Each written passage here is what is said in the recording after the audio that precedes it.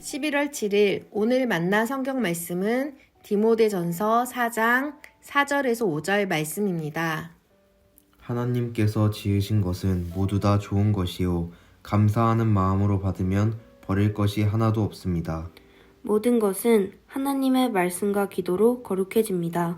아멘. 오늘 만나러 만나주시는 하나님을 기대합니다.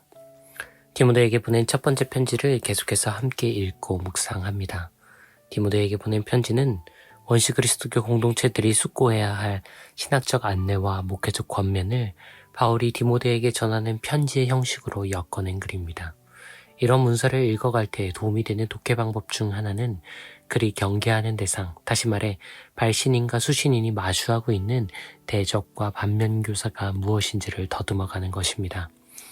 서신 문서들에서 자주 발견되는 경계 대상은 크게 두 종류로 나눌 수 있는데 로마 제국이나 황제, 당국의 박해처럼 세속 물리적 위협이 하나이며 왜곡되거나 잘못된 믿음, 반복음적 교설이나 실천과 같은 신학 윤리적 위협이 또 다른 하나입니다. 오늘 우리가 읽은 4장의 초입이 경계하고 있는 것은 바로 후자에 해당합니다. 속에는 악한 영의 현혹에 넘어가 참 믿음을 떠나는 이들이 생길 것이라고 편지는 엄중히 경고합니다. 흥미로운 점은 이런 이들의 행태가 탈종교적 외양이 아닌 오히려 극기와 금욕에 깊이 천착하고 있다는 점입니다. 그들은 결혼을 금하고 감사히 먹어도 될 음식들을 절제하라고 요구합니다. 편지는 이런 금욕의 외양만을 강조하는 이들을 강하게 규탄하는데 이 모든 것은 겉으로 보이기 위한 거짓된 위선의 다름 아니기 때문입니다.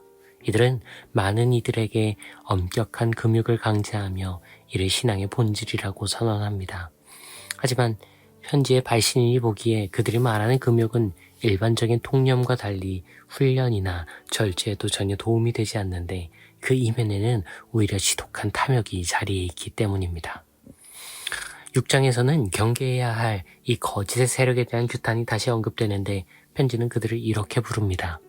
경건을 이익의 수단으로 여기는 자들. 이것이 편지가 고발하는 그 금욕의 실체입니다.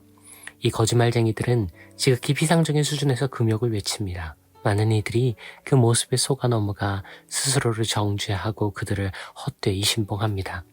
그러나 편지는 그 금욕의 근본을 꿰뚫어 봅니다. 편지는 그 핍진한 경건이 바로 그들의 상품, 다시 말해 세일즈 포인트일 뿐이라고 경고합니다. 그들은 금욕주의자나 경건주의자라고 부를 수조차 없는 위선자들의 다름 아닌데 오히려 그 깊은 곳에서는 이를 통해 비즈니스를 일삼는 진정한 의미의 쾌락주의자이자 자본주의자이기 때문입니다. 오늘날 한국교회의 상처를 입히고 우리 사회에 해악을 끼치는 교회의 지도자들을 한번 생각해보지요. 소름 끼치게도 그들은 하나같이 범접하기 힘든 경건의 외양을 지니고 있습니다. 술과 담배를 멀리하고 유흥과 즐길 거리를 경계합니다. 주일은 당연히 거룩하게 지킬 뿐만 아니라 주중에도 예배와 기도의 자리를 놓치지 않지요. 소득의 10% 혹은 그 이상을 정확히 구분하여 하나님께 드리고 절규와 구제를 위해 헌금을 아끼지 않습니다. 하지만 이 외양을 유지하여 확보한 자원과 자리로 그들이 탐닉하고 몰두하던 것들은 무엇이었나요?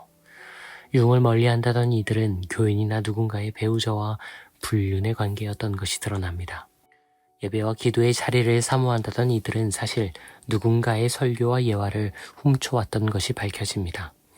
11조를 정확히 드린다던 이들은 큰 무리를 일으켜 물러나는 상황에서조차 과도한 전별금을 요구하는 명목으로 그중 10%는 교회에 돌려주겠다고 말합니다. 모든 것이 하나님의 소유라고 말하면서 교회를 세습하고 세상 명예와 자랑 다 배설물처럼 여긴다면서 허위 학력과 논문 표절을 자행하고 서로 큰 자가 되려 한 12제자들의 어리석음을 설교하면서 총회와 노회에서의 자리들을 얻기 위해 이전투구합니다. 살을 내어주고 뼈를 취한다는 고언이 있지요. 한국교회를 병들게 하는 이런 금욕을 저는 육참골단의 경건이라고 부르고 싶습니다. 보다 큰 것을 취하기 위해 기꺼이 작은 것들은 내어주는 경건. 교인과 회중에게 보이는 것에서는 양보하지만 그 이면에서 가장 크고 근본적인 것들은 꽉 움켜쥐고 놓지 않는 탐욕. 오늘 말씀이 규탄하는 위선적 쾌락주의자이자 금욕적 자본주의자는 우리에게 결코 낯설지 않습니다. 그래서 우리는 과도한 탐욕만큼이나 과도한 금욕을 경계해야 합니다. 세속적이고 물리적인 위협은 분별이 어렵지 않습니다. 하지만 신학적이고 윤리적인 위협은 그 실체를 파악하고 경계하기가 쉽지 않지요. 핍진한 경건은 언제나 금욕의 모양으로 우리에게 접근합니다. 그래서 오늘 우리가 읽은 말씀은 이렇게 선언합니다. 하나님이 지으신 것은 다 좋은 것으로 감사를 통과하면 거부할 것이 없지요. 무엇이든 하나님의 말씀과 기도로 거룩해짐을 깨달으십시오. 앞서 이해를 돕기 위해서 한국교회의 지도자들이 빠져있는 극단적인 경우들을 주로 언급하였습니다. 하지만 육참골단의 경건은 우리 모두에게도 해당합니다. 술과 담배만 하지 않는 쾌락 중독의 그리스도인이 될 수 있습니다. 주의를 성수하기에 6일의 삶은 자본과 이윤의 노예로 사는 그리스도인이 될 수 있습니다. 11조 생활을 하면서 흔들어 넘치도록 돌아올 수익만을 고대하는 종교 재테크의 그리스도인이 될 수 있습니다. 그래서 오늘의 말씀은 무엇을 먹고 마시고 무엇을 참고 견디는 그 자체에 집중하는 것이 아니라 3가지 필터를 강조합니다. 감사의 필터, 말씀의 필터와 기도의 필터가 그것이죠. 우리 안에 감사가 작동하고 있는지, 말씀 앞에 나와 그 대상을 함께 조명하고 있는지, 기도하며 되물어 볼 시간과 여력을 확보하고 있는지가 덮어놓고 지키는 금욕들보다 오히려 더 거룩에 가깝다고 디모데 편지는 말합니다. 무언가가 정하지 않으니 절제하고 금욕하라는 것과 모든 것은 다 누려도 괜찮으니 고민 말고 향유하라는 것은 양자 모두 그저 극단에 치우친 너무 쉬운 길들일지도 모릅니다. 쉽지는 않지만 그래서 감사할 수 있는 길, 어렵지만 그래서 말씀에 비춰보게 되는 길, 좁지만 그래서 기도가 절로 나오게 되는 길, 그 진정한 거룩의 길에서 저와 여러분이 오늘도 그분의 좋은 길벗이 될 수 있기를 소원합니다.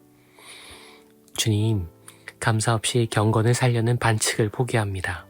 말씀 없이 진리를 배우는 편법을 뒤로 합니다. 기도 없이 거룩을 따르는 변칙과 결별합니다. 감사로, 말씀으로, 기도로 거룩하여지는 참된 금욕과 참된 쾌락으로 저희를 인도하소서.